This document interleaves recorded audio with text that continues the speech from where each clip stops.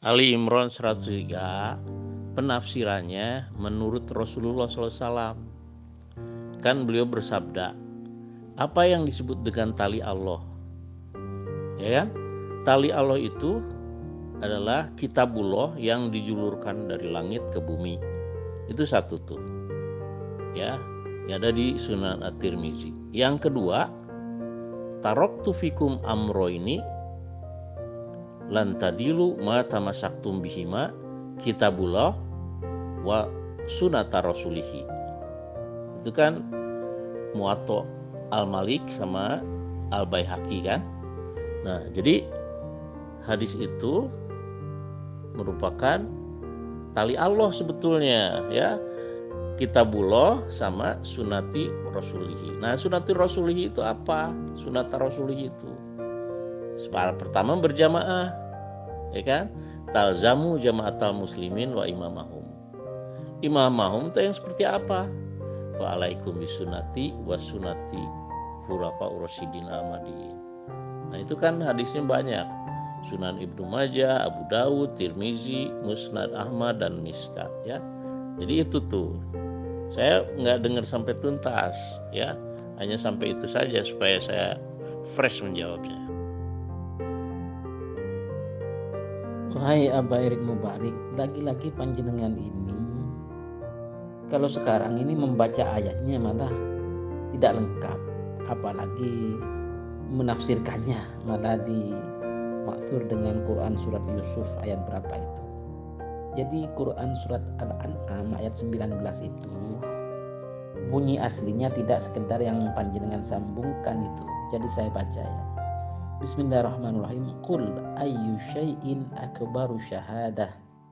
Qulillahu syahidun baini wa bainakum. Wa uhiya ilayya hadzal qur'anu la undirakum bih wa man balagh. Fa innakum latashhaduna anna ma'allahi alihatan ukhra. Qul la ashhadu. Qul innama huwa ilahun wahidun wa innani bari'um mimma tusyrikun. Shadaqallahul azim. Jadi katakanlah siapakah yang lebih kuat persaksiannya? Katakanlah Allah. Dia menjadi saksi antara aku dan panjenengan, dan Al-Quran ini diwahyukan kepadaku supaya dengan dia aku memberi peringatan kepada panjenengan semua dan kepada orang-orang yang sampai Al-Quran kepadanya. Apakah sesungguhnya panjenengan semua mengakui bahwa ada Tuhan-Tuhan lain di samping Allah? Katakanlah, aku tidak mengakui. Katakanlah, sesungguhnya Dia adalah Tuhan yang Maha Esa, dan sungguhnya aku berlepas diri dari apa yang panjenengan semua persekutukan. Ya. Tafsirnya, waduh, panjang ini. Jadi tidak semudah yang panjenengan bilang barusan, Bang. Saya baca tafsir singkat saja ya, dari katakanlah Tafsirul Mukhtasar Markas Tafsir Riyadh di bawah pengawasan Syekh Profesor Dr. Saleh bin Abdullah bin Humaid, Imam Masjidil Haram. Jadi panjang ya. Saya baca cepat aja ya.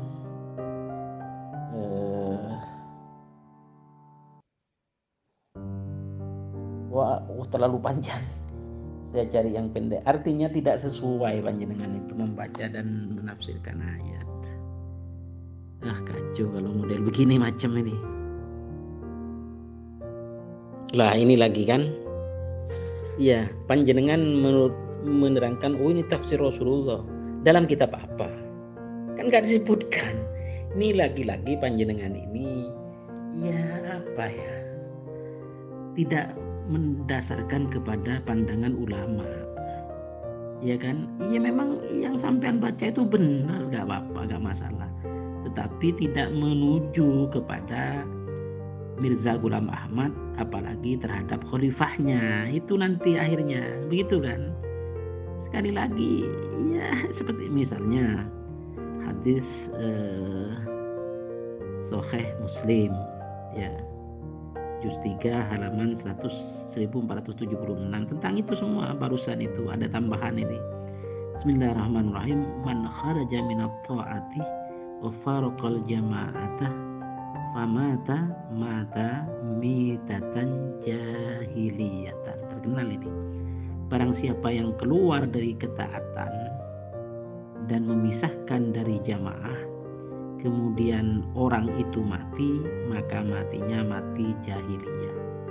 Ini ya tidak pasti, tidak harus, tidak ada kaitan baik secara diametrikal maupun secara tidak langsung terhadap Mirza Ghulam Ahmad, apalagi terhadap khalifahnya, ya kan, apalagi terhadap sistem baiat, nggak ada kaitannya gitu loh. Jangan dipaksakan, nanti saya ngerti arahnya panjenengan itu ya, gitu kan. Nanti saya ajari panjenengan ketika membahas suatu hadis misalnya. Iya kan, sudah jelas. Jadi kita itu harusnya hidup itu berjamaah di seluruh dunia ya, bukan jamaah tabligh kayak gitu, bukan. Jamaah di seluruh dunia. Umat Islam itu harus bersatu, bersaudara dalam jamaah muslimin internasional ya. Jadi kalau sudah berjamaah kan pasti ada imam, ada makmum kan. Nah, imamnya itu yang mengikuti sunnah Nabi Muhammad dan sunnah Khulafaur Rasyidin. Sunnah Nabi Muhammad apa? Utusan Allah. Sunnah Khulafaur Rasyidin khilafah alamin haji nubuwah. Pengikatnya baiat yang mandatnya dari Allah Ta'ala. Gitu, bisa dipahami nggak tuh? Romli nggak usah mengomentari percakapan saya dengan Pak Narto ya, dan itu tidak perlu dibahas semuanya. Pak Narto kan hanya menanyakan gitu, apakah benar Al-Quran itu diwahyukan kepada Nabi Muhammad dalam bahasa Arab? Saya jawab dengan 2 ayat itu, Pak ya.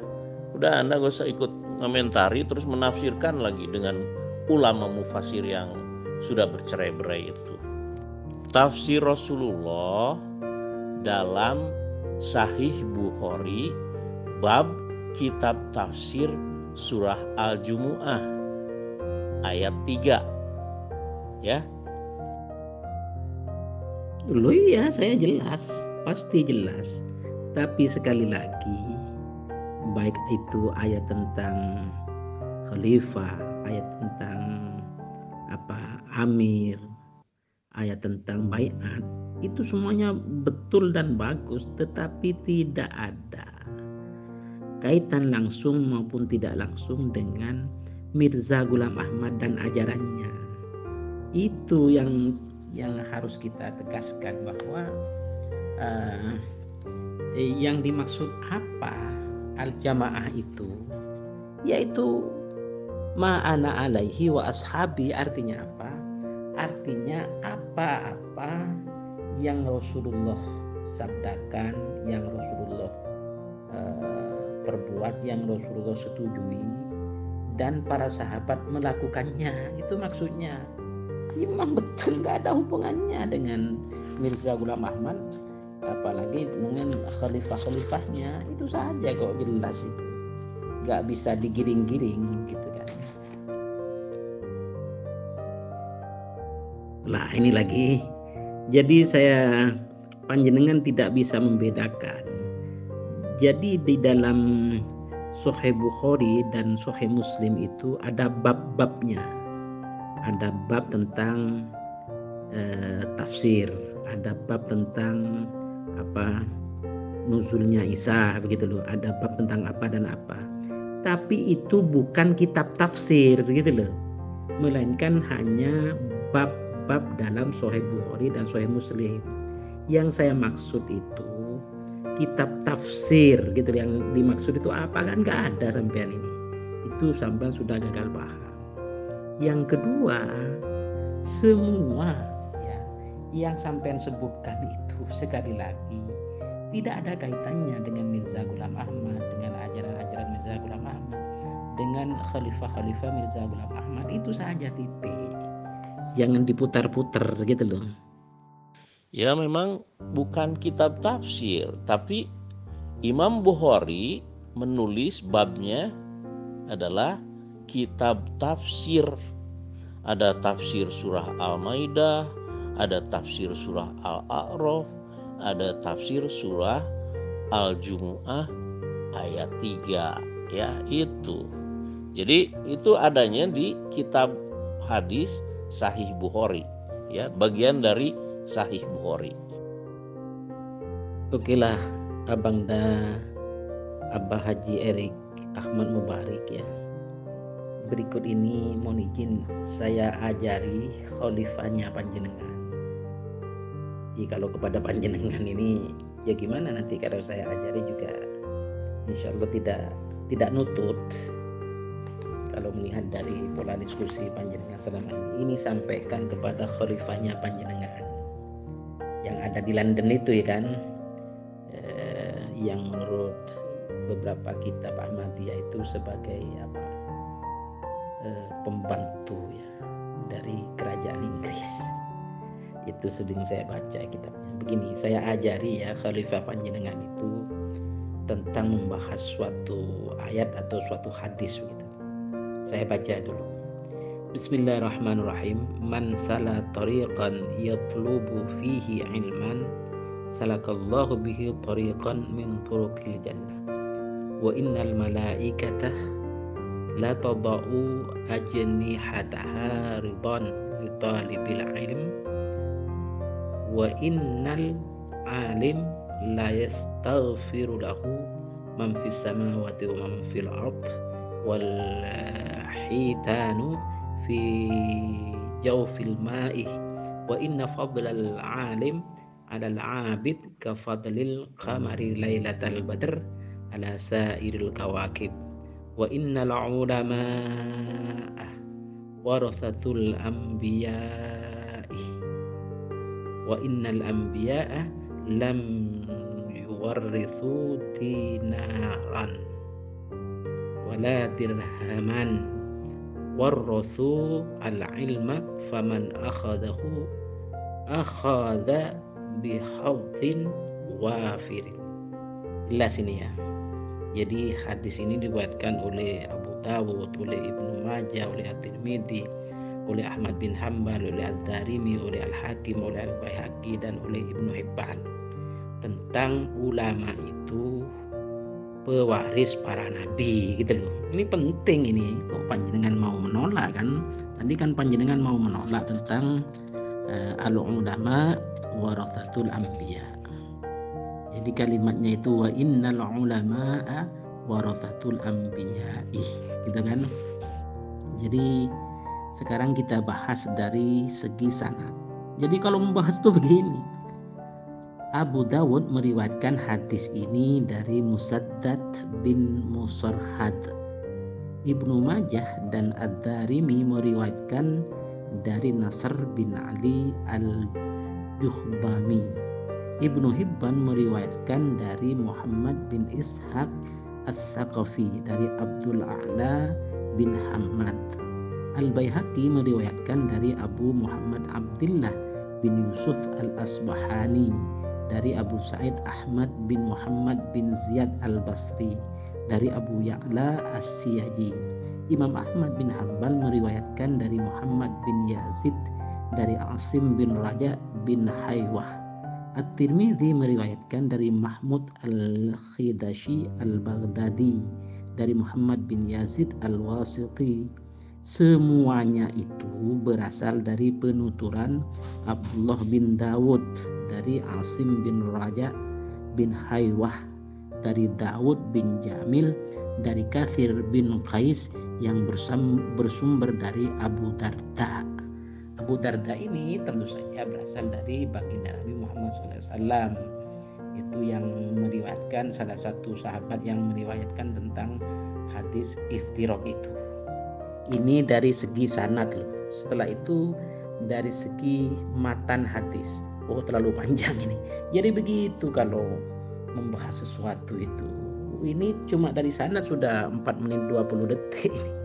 Begitu, ini sampaikan ini kepada khalifahnya panjenengan Abah Haji Erik Ahmad Mubarik. Saya membacakan ayat tafsirnya oleh Nabi Muhammad dan oleh Hazrat Mirza Ghulam Ahmad atau para khalifahnya, ya. Sedangkan Romli tafsirnya oleh ulama mufassirin yang sudah bercerai-berai. Itu saja bedanya. Sehingga hingga sekarang, ya, Gus Romli Cep Romli tidak punya jamaah muslimin internasional, tidak punya khalifah yang masih hidup, ya. Loh, ngomong apa panjenengan ini? Saya mempunyai imam, yaitu Abul Abbas Ahmad bin Muhammad bin Al-Mukhtar bin Ahmad bin Muhammad Asy-Syarif Al-Hasani At-Tijani. Walaupun saya melalui sanad yang muttasil kepada beliau, melalui para muqaddamnya, para wasithahnya, itu imam kami, itu wali kami, gitu loh. Jadi saya bertalqin baiat tentang Thariqah Tijaniyah pertama kepada Hadratul Muqaddam Al-Alim Al-Allamah Romo Kiai Haji Ahmad Fauzan Athiman Banjarsari Probolinggo.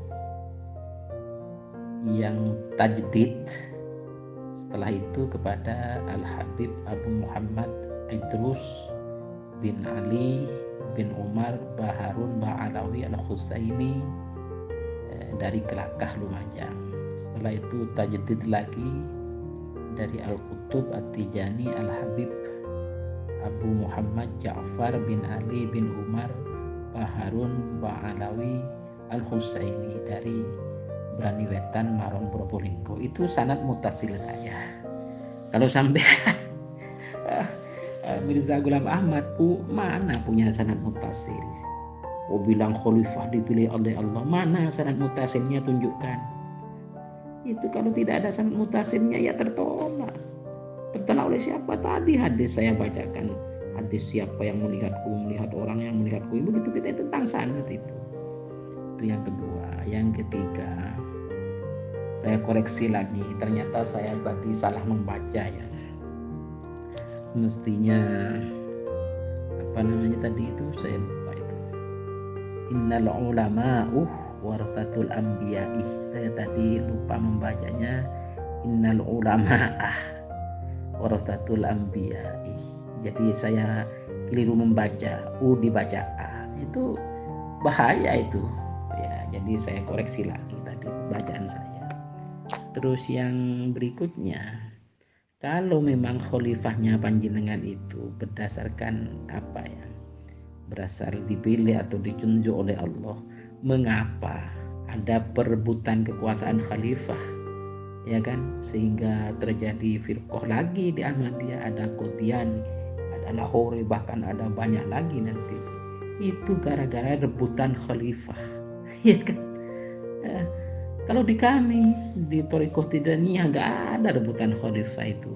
Khalifah am kami sekarang adalah Syekh Al-Imam Al-Arabi Asy-Syarif Al-Hasani At-Tijani yang bermukim di mana, Ainu Madi di Aljazair. Itu merupakan generasi ke-6 atau ke-5 begitulah dari keturunan Sayyidina Syekh Abul Abbas Ahmad bin Muhammad Asy-Syarif Al-Hasani At-Tijani. Jelas gak ada perebutan khalifah di antara saudara-saudara beliau itu, gak ada. Kalau di Ahmadiyah panjenengan dari khalifah kedua saja atau ketiga itu sudah ada perebutan sehingga pecah lagi menjadi Lahore, menjadi Qadiani. Itu menunjukkan bahwa khalifahnya panjenengan itu tidak ditunjuk oleh Allah. Gitu. Aduh, kacau panjenengan ini. Ya, imam bapak itu bukan seorang khilafah alamin haji nubuah. Khilafah alamin haji nubuah, ya, karena Rasulullah menubuatkan tentang kedatangan khilafah alamin haji nubuwah pada zaman Isa wal Mahdi. Itu ada di hadis Mishkat, Musnad Ahmad dan Al-Baihaqi, ya. Anda yang tidak paham, ya, bahwa imam Anda itu bukan seorang khalifah atau khilafah alamin haji nubuwah yang dinubuatkan oleh Rasulullah SAW di dalam hadis Mishkat, Musnad Ahmad dan Al-Baihaqi tentang kedatangan khilafatan alamin haji nubuwah yang akan terjadi, katanya, ya, pada zaman Isa wal Mahdi itu. Loh, siapa bilang ya bahwa imam kami, wali kami dan khalifah-khalifahnya itu mempunyai sanad yang mutasil kepada baginda Nabi? Sekarang Mirza Ghulam Ahmad dan khalifah-khalifahnya, mana sanadnya yang mutasil? Itu saja, gak usah aku mana-mana. Aduh, kacau panjenengan ini. Jadi tentang hadis hadis khilafatan ala minhajin nubuwah itu, yaitu ditunjukkan oleh apa yang disebut dengan jamaah al-tariqah al-mu'tabaroh. Jadi di sini fokusnya pada mu'tabaroh. Mu'tabaroh itu apa artinya? Mutasil. Mutasil itu apa artinya? Sanadnya bersambung sampai kepada baginda Rasulullah SAW. Sekali lagi saya tanya, mana sanadnya Mirza Ghulam Ahmad? Apalagi khalifah-khalifahnya, apalagi panjenengan, ya nggak ada itu. Jadi sekali lagi panjenengan itu percuma menampilkan ayat dan hadis, toh ujung-ujungnya tidak ada satupun yang berkaitan dengan Mirza Ghulam Ahmad dan ajarannya. Yang ada panjenengan taksis, panjenengan selewengkan tafsir dan takwilnya juga maknanya untuk kepentingan Mirza Ghulam Ahmad dan ajarannya dan para khalifahnya, yang itu pun tertolak karena tidak memenuhi kualifikasi sebagai seorang ulul amri, yaitu ahlul ilm menurut As-Suyuti, menurut Ibn Katsir, begitu kan? Nggak ada itu, nggak ada kualitasnya, kapabilitasnya nggak ada itu. Mirza Ghulam Ahmad apalagi khalifah-khalifahnya itu. Sekali lagi saya tadi bukan sombong, tetapi menunjukkan dan menantang. Katanya panjenengan pengurus besar Ahmadiyah sering menantang mubahalah. Kalau sekarang saya nggak menantang mubahalah, saya menantang secara keilmuan saja terhadap khalifahnya panjenengan. Paling tidak tunjukkan sanad yang mutasil. Nggak ada kan? Ya begitulah.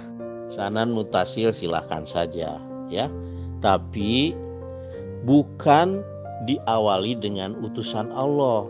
Karena apa? Rasulullah dengan jelas menyatakan, fa'alaikum bisunnati wa sunnatil khulafa'ir rasyidin al-mahdiyyin.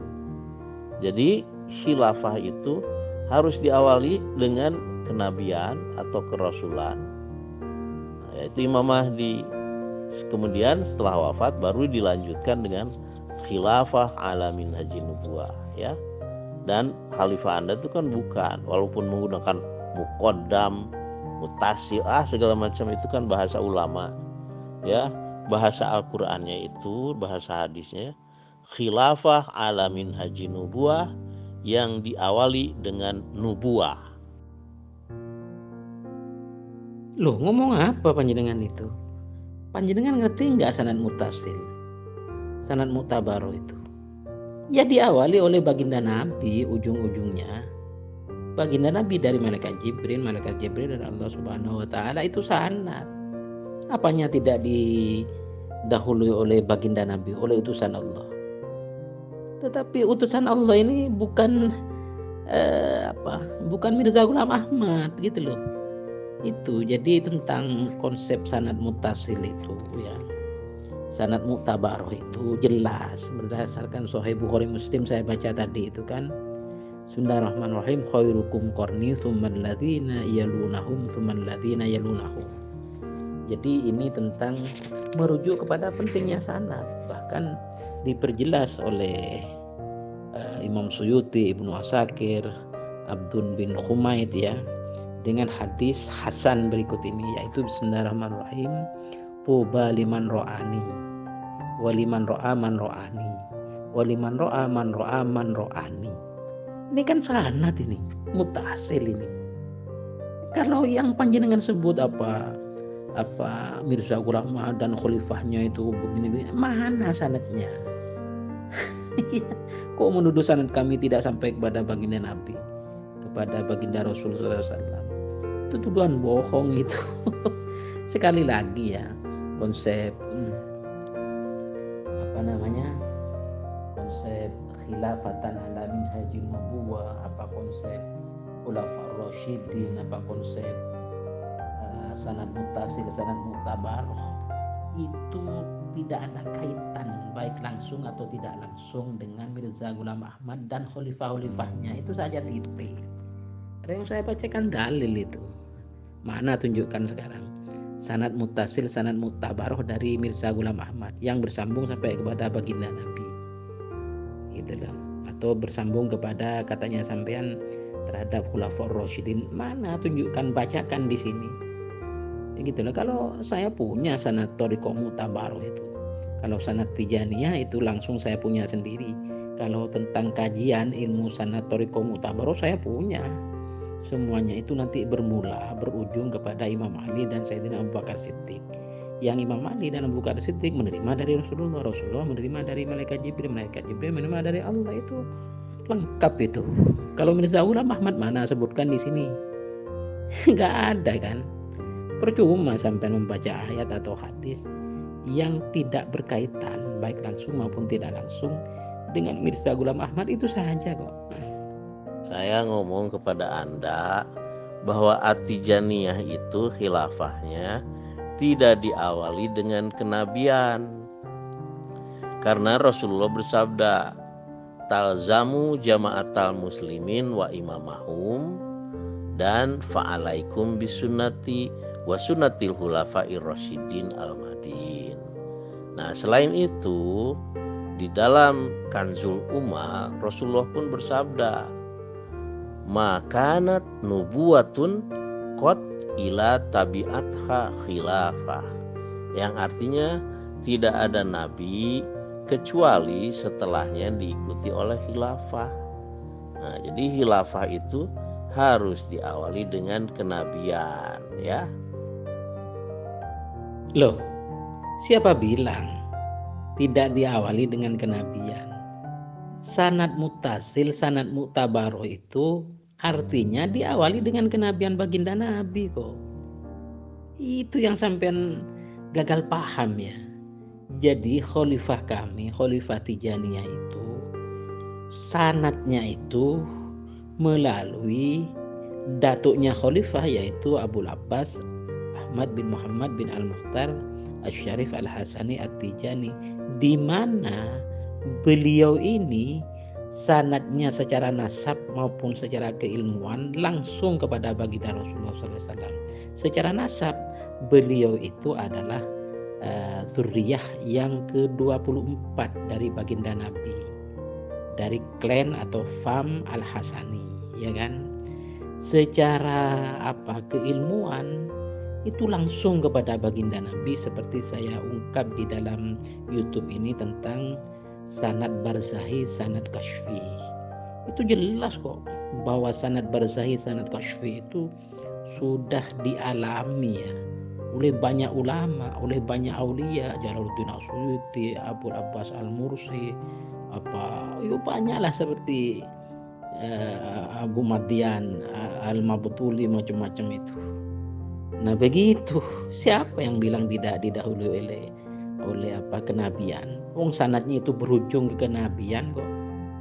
Wah, panjenengan gagal paham ini. Sekarang saya balik. Apakah konsep khilafah yang katanya panjenengan harus berujung kepada kenabian, apakah itu tertuju pada Mirza Ghulam Ahmad dan khalifahnya? Mana dalil dan fakta sejarahnya? Wong sanadnya nggak ada kok, nggak mutasil kok, nggak mutabarok kok ngomong mengaku. Ya nggak bisa, bah. Tidak, Pak, tidak. Siapa nabinya? Kan setelah Nabi Muhammad Anda mengatakan tidak ada lagi nabi, dan Anda pun tidak bisa menjelaskan definisi nabi dan jenis-jenis nabi menurut Al-Quran. Nah, itu telah menutup tuh. Anda telah menutup kenabian dengan demikian, ya. Menutup nikmat Allah. Padahal Anda berdoa, ihdinas siratal mustaqim, siratal ladzina an'amta alaihim. Nah, itu an'amta alaihim itu kan coba dibaca di surah An-Nisa ayat 69. Nikmat Allah itu kan nabiyin, sidikin, syuhada wa sholihin. Tapi Anda menolaknya, ya itu konsekuensinya khalifah Anda tidak diawali dengan kenabian, gitu aja. Loh, ngomong apa panjenengan ini? Wong sanad mutasil itu pasti ujungnya awalnya adalah baginda Nabi. Mau dibantah bagaimana lagi? Dalilnya sudah jelas tadi. Jadi dari hadis macam-macam itu. Terus kedua, kalau panjenengan mana ayat Quran yang menjelaskan tentang definisi Nabi dan Rasul? Sampean gagal kok menuduh saya tidak bisa mengartikan. Saya membacakan banyak hadis. Jadi hadis Abu Dzar Al-Ghifari itu kan, kalau Nabi itu belum tentu seorang Rasul, tetapi kalau Rasul itu pasti seorang Nabi yang berkedudukan khusus. Dan awal dari Nabi 124.000 itu adalah baginda Adam alaihi salatu wassalam.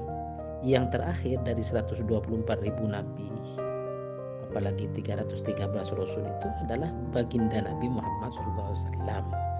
Berdasarkan beberapa mufassir, banyak mufassir, juga banyak ulama ahli lughah yang menyatakan bahwa frase khataman nabiyyin atau khatamun nabiyyin itu Quran surat Al-Ahzab 40 itu adalah penutup para nabi. Tidak ada lagi nabi setelah itu, gitu loh.